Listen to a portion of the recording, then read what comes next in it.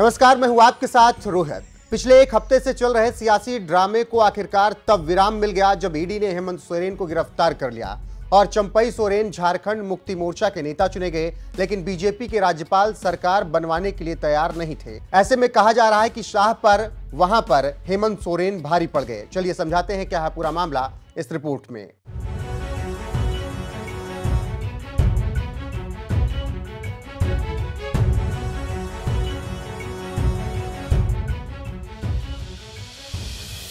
दरअसल 2024 अगर हारे तो खत्म हो जाएगी बीजेपी और अगर जीत गई तो विपक्ष खत्म हो जाएगा। यही इस वक्त गुणागणित चल रहा है और बीजेपी एन केन प्रकरण किसी भी तरह बहुमत का आंकड़ा पाने के लिए तैयार है। इसीलिए एक भी लोकसभा सीट कम ना हो, इसके लिए मोदी शाह युद्ध स्तर पर लगे हुए हैं और इसी का नतीजा है कि बिहार, इसके साथ ही साथ हरियाणा में हुड्डा और दिल्ली में केजरीवाल को परेशान किया जा रहा है और झारखंड में हेमंत सोरेन को निपटा दिया गया और दिल्ली को निपटाने की अब तैयारी चल रही है। इसी बीच अब कहा जा रहा है कि हेमंत ने ऐसी चाल चली है कि अमित शाह के होश ठिकाने आ गए हैं, क्योंकि हेमंत सोरेन ने मोदी की शरण में आने से इनकार कर दिया है और इस्तीफा देकर जेल चले गए। इसके साथ ही साथ कांग्रेस, झारखंड मुक्ति मोर्चा और आरजेडी मोदी शाह के सामने चट्टान की तरह खड़े हैं और लग रहा है कि शाह की रणनीति फेल हो गई है और बीजेपी झारखंड में खाली हाथ है। इसी से इस वक्त अंदाजा लगाया जा सकता है कि शाह अब फेल हो गए हैं। आपको जानकारी होगी कि शाह बिहार और झारखंड की सभी सीटों को लेकर मिशन पर हैं और चाहते हैं कि बीजेपी सभी सीटों पर जीत हासिल करे, लेकिन विपक्ष अमित शाह की हर रणनीति को नाकाम कर रहा है।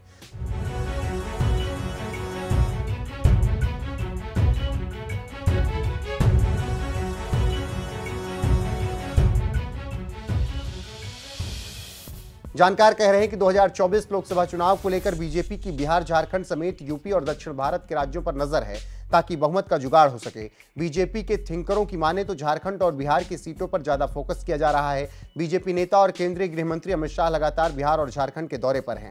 जेपी नड्डा के साथ ही साथ 4 फरवरी को पूर्णिया में पीएम मोदी की रैली है ताकि लोकसभा सदस्यों की संख्या किसी भी सूरत में कम ना हो और अगर हमारी सरकार आ जाए तो क्या ही कहने, सारी मिशनरी हाथ में रहेगी तो चुनाव जीतने में कामयाबी मिलेगी। लेकिन विपक्ष चट्टान की तरह खड़ा है और शाह की रणनीति धरी की धरी रह गई है।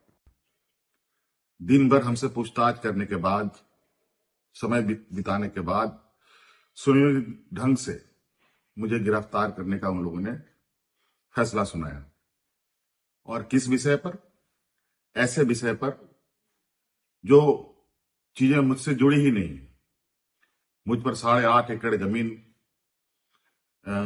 का मालिक होने का इनका दावा है और भूयारी जमीन किया, जो जमीन कभी बिकती ही नहीं और कहीं सबूत नहीं मिला। दिल्ली में भी इन लोगों ने छापे मारकर हमारी जो छवि खराब करने की कोशिश की और आज अंतोगत्वा ये सुनियोजित तरीके से दिन भर ये योजनाबद्ध तरीके से आए, समय काटे और उनको पता है कि शाम के वक्त कोर्ट कचहरी बंद हो जाता है और उन लोगों ने अपने योजना के अनुसार मुझे अरेस्ट करने का निर्णय हमें सुनाया। मैं कोर्ट के निर्णय पर बिल्कुल सर्वमान्य के साथ उसका सम्मान करता हूं। अभी मैं कोर्ट में जा रहा हूं, लेकिन मुझे नहीं लगता है कि मुझे इतना वक्त मिलेगा, क्योंकि आपको पता है कि व्यवस्थाएं देश के अंदर किस तरीके से चलती हैं। आज एक लोकप्रिय सरकार, एक आदिवासी अपने ताकत के बल पर जीतकर सरकार बनाकर राज्य की जनता का सेवा कर रहा था। आज लगता है ये वक्त अब मेरे लिए खत्म हो रहा है। अब एक नई लड़ाई हमें लड़नी पड़ेगी, ऐसे सामंती विचारों के साथ और ऐसे तंत्रों के साथ जो निर्दोष लोगों को, गरीब, निरीह आदिवासी, दलित, पिछड़ों के ऊपर जो अत्याचार करते हैं, उनको मजबूत भी करेंगे और उनके लिए संघर्ष भी करेंगे। आज मुझे संभवतः ये लोग अपने कब्जे में ले लेंगे, मुझे उसका चिंता नहीं। शिबू सोरेन का मैं बेटा हूं। संघर्ष हमारे खून में है और संघर्ष करेंगे, लड़ेंगे, जीतेंगे।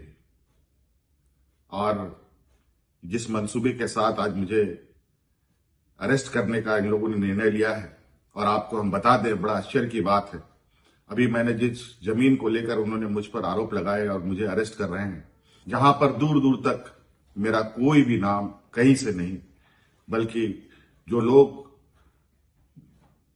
जाली कागज बनाकर और जिनके फर्जी शिकायत के आधार पर मुझे आज गिरफ्तार करने का एक षड्यंत्र रचकर ये कामयाब हो रहे हैं। और मुझे पूरा विश्वास है आज नहीं कल सत्य की विजय होगी। साथियों, समय मेरे पास बहुत कम है, बहुत कम समय में मैं वीडियो बना रहा हूं। एक जो अभी हाल में राजनीतिक षड्यंत्र का शिकार बिहार हुआ है, अब ये दूसरे राजनीतिक षड्यंत्र का शिकार झारखंड को बनाना चाहते हैं। लेकिन आप अस्वस्थ रहें, हेमंत सोरेन झारखंड के हर एक व्यक्ति के दिल में है, हर एक नौजवानों के दिल में है, हर एक बुजुर्गों के दिल में है, हर एक बच्चों के दिल में रहेगा। और जिस तरीके से बूढ़े बुजुर्ग की सेवा करते हुए, नौजवानों को रोजगार देते हुए, अपने महिला सशक्तिकरण को लेकर हमने काम किया, रोजगार सृजन को लेकर काम किया, वो एक लंबा इतिहास लिखेगा। एक लंबा लकीर के रूप में मैं इसे आज संभवतः ये इस लकीर को और ना खींचने दे मुझे। लेकिन आप अस्वस्थ रहें, सत्य की कभी हार नहीं होती। ये मुझे जरूर थोड़ा विचलित अभी करने का प्रयास कर रहे हैं, लेकिन ये बहुत ज्यादा दिन तक चलेगा नहीं।